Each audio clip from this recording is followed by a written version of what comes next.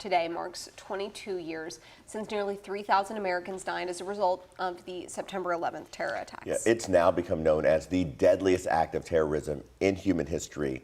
Jim Stratman joins us live in Jeffersonville this morning with more on how Kentuckiana plans to honor the victims. Jim, good morning.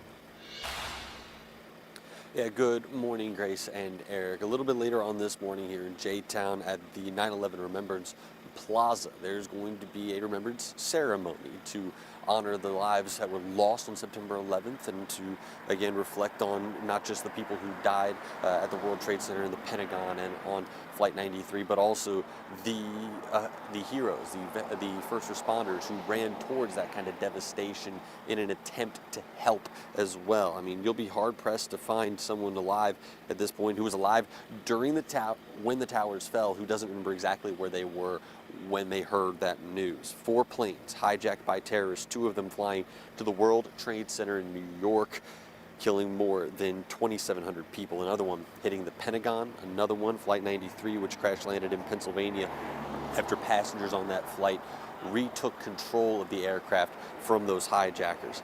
And as we've said, nearly 3,000 people died on that one day alone. To this day, hundreds more still live with complications from September 11th, 2001.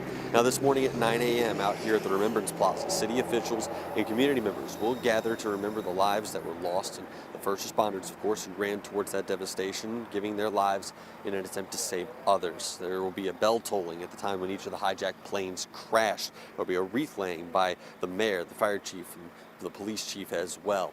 Now that ceremony today is going to start around 9 o'clock out here in J-Town. Of course, city officials will be here, but community members are welcome to gather as well to remember in their own way.